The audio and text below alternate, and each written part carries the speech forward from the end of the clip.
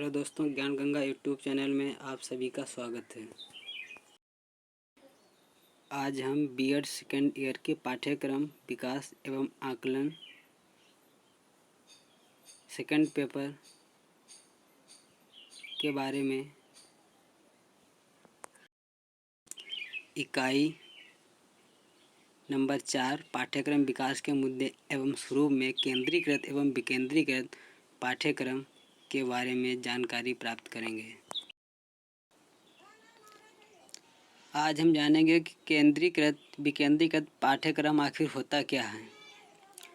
कि आधुनिक शिक्षा व्यवस्था में पाठ्यक्रम का विशेष महत्व है, क्योंकि पाठ्यक्रम के माध्यम से ही शिक्षण अधिगम प्रक्रिया सुचारू रूप से संपादित होती है। पाठ्यक्रम ही शिक्षक एवं अधिगमकर्ता के बीच का कड़ी है। इससे शिक्षक को यह ज्ञात रहता है कि उसे क्या पढ़ाना है और अधिगमकर्ता को भी संज्ञान रहता है कि उसे क्या सिखाना है अथवा पढ़ना है। अतः पाठ्यक्रम के अभाव में शिक्षक एवं अधिगमकर्ता दोनों की अपने अपने लक्ष्यों को प्राप्त करने में सफल नहीं हो सकते। इसीलिए उत्तम पाठ्यक्रम की रचना पर विशेष बल दिया जाता है और बड़ी सावधानी से पाठ्यक्रम की रचना की जाती है।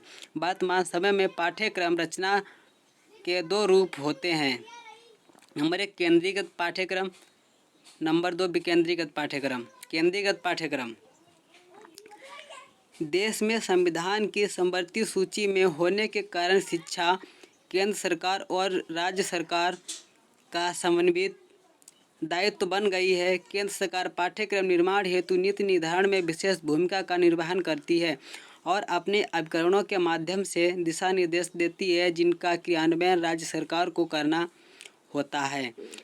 इस प्रकार राष्ट्रीय लक्ष्यों, आदर्शों एवं दर्शन को समाहित करके राष्ट्रीय स्तर पर विषय वस्तु का चयन करके सृजित होने वाला पाठ्यक्रम केंद्रीकृत पाठ्यक्रम कहा जाता है। नागेल महोदय ने केंद्रीकृत पाठ्यक्रम को स्पष्ट करते हुए लिखा है कि केंद्रीकृत पाठ्यक्रम एक पाठ्यक्रम है जिसमें केंद्रीय अथवा राष्ट्रीय सरकार आधिपत्यपूर्ण, कदाचित एकमात्र नीति विषयक भूमिका में प्रवृत्त होती है। इसी को अन्य परिभाषा में मिचाइल आर्चर ने परिभाषित करते हुए स्पष्ट शब्दों में लिखते हैं कि केंद्रीकृत पाठ्यक्रम अविकल्प है, जिसके द्वारा विषय वस्तु, नियोजन प्रक्रिया और इसे लागू करने की प्रक्रिया से संबंधित केंद्रीय निर्णय राष्ट्रीय कार्यालय समन्वय शिक्षा मंत्रालय द्वारा लिए जाते हैं। केंद्रीकृत पाठ्यक्रम के गुण। केंद्रीकृत पाठ्यक्रम के प्रमुख गुण निम्नलिखित हैं। केंद्रीकृत पाठ्यक्रम में देश के सभी छात्रों के लिए एक समान पाठ्यक्रम की व्यवस्था रहती है। केंद्रीय अभिभावकों के स्थानांतरण अथवा अन्य कारणवश किसी अन्य राज्य के विद्यालय में प्रवेश लेने पर कोई समस्या नहीं होती है। इसमें राष्ट्रीय लक्ष्यों, आदर्शों एवं दर्शन के समावेश के लिए राष्ट्रीय स्तर पर पाठ्यक्रम हेतु विषय वस्तु का चयन किया जाता है।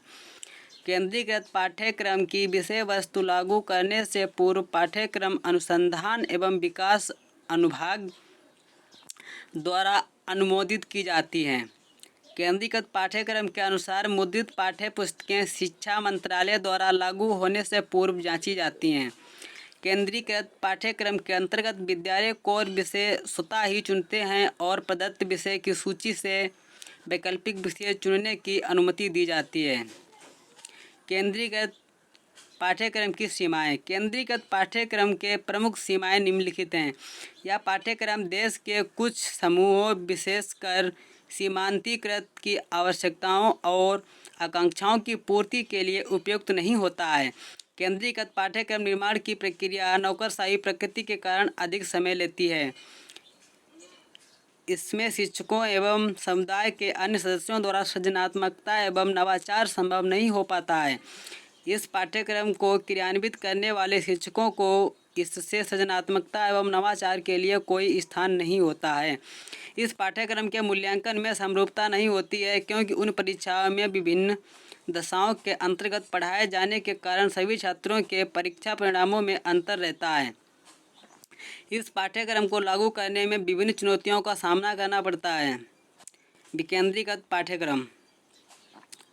अब केंद्रीकृत पाठ्यक्रम के बाद में आता है विकेंद्रीकृत पाठ्यक्रम। अब जानते हैं कि आखिर विकेंद्रीकृत पाठ्यक्रम है क्या। पाठ्यक्रम का अन्य रूप विकेंद्रीकृत पाठ्यक्रम है। यह केंद्रीकृत पाठ्यक्रम के ठीक विपरीत होता है, जो शिक्षा के प्रजातांत्रिकरण के लिए आवश्यक है। विकेंद्रीकृत पाठ्यक्रम में स्थानीय विशिष्ट विषय वस्तु को विशेष स्थान दिया जाता है। इसके लिए राज्य सरकारें स्थानीय निकायों, समुदाय एवं अभिभावकों को सम्मिलित करती हैं ताकि वे स्थानीय आवश्यकताओं के अनुरूप पाठ्यक्रम का निर्माण कराने में सहयोग करें। इस प्रकार विकेंद्रीकृत पाठ्यक्रम सभी आवश्यक शिक्षा क्षेत्रों के कार्यों को लागू करता है, जिसमें नियोजन और योजना को लागू करना, अन्वेषण करना, बजट और वित्तीय प्रबंध, व्यक्तिगत प्रबंध, अकादमिक प्रबंध और आधारिक संरचना में खरीद को सम्मिलित करने के प्रावधान सम्मिलित हैं। विकेंद्रीकृत पाठ्यक्रम के गुण। विकेंद्रीकृत पाठ्यक्रम के प्रमुख गुण निम्नलिखित हैं। यह पाठ्यक्रम समुदाय के दर्शन एवं परंपराओं से प्रभावित होता है। यह पाठ्यक्रम स्थानीय आवश्यकताओं एवं आकांक्षाओं की पूर्ति के लिए तैयार किया जाता है। यह पाठ्यक्रम समुदाय के सदस्यों एवं शिक्षकों के लिए सृजनात्मकता और नवाचार के लिए अनुकूल वातावरण का सृजन करता है। छात्रों और समुदाय की विशिष्ट आवश्यकताओं के अनुकूल पाठ्यक्रम को अंगीकृत करने के लिए शिक्षकों को स्वतंत्रता रहती है। छात्र वही अध्ययन करते हैं जो उनके और समाज के लिए सार्थक होते हैं, जिसमें वे रहते हैं।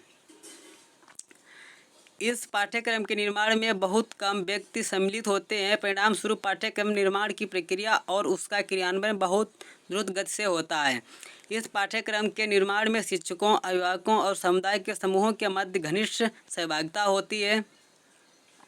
इस पाठ्यक्रम के अनुरूप शिक्षण एवं अधिगम सामग्री जैसे पाठ्य वस्तु एवं पाठ्य पुस्तकें स्थानीय स्तर पर तैयार की जाती हैं, इसलिए उनका उत्पादन तेजी से होता है और उचित समय पर तैयार सामग्री विद्यालयों को समय पर प्राप्त हो जाती है। विकेंद्रीकृत पाठ्यक्रम को लागू करना सरल होता है। इसमें नौकरशाही का प्रभुत्व कम होता है। विकेंद्रीकृत पाठ्यक्रम की सीमाएँ। विकेंद्रीकृत पाठ्यक्रम के प्रमुख सीमाएँ निम्नलिखित होती हैं। विकेंद्रीकृत पाठ्यक्रम के माध्यम से राष्ट्रीय लक्ष्यों की प्राप्ति संभव नहीं है। इस पाठ्यक्रम में उन छात्रों को विशेष समस्या का सामना करना पड़ता है जिनके अभिभावकों का सत्र के मध्य में अन्य क्षेत्रों में स्थानांतरण हो जाता है। इस पाठ्यक्रम के अनुरूप शिक्षण अधिगम सामग्री का उत्पादन सीमित संख्या में होने से कठिनाई आती है, जिससे पुस्तकें एवं अन्य सामग्री के उत्पादन में लागत बढ़ जाती है। स्थानीय स्तर पर जिला प्रशासन की फंड प्रदान करने की क्षमता कम होती है। इससे विद्यालयों को शिक्षण अधिगम सामग्री प्रदान करने में कठिनाई होती है। इस पाठ्यक्रम के निर्माण में केंद्रीकृत पाठ्यक्रम सदृश पाठ्यक्रम निर्माण के विशेषज्ञ उपलब्ध नहीं हो पाते हैं।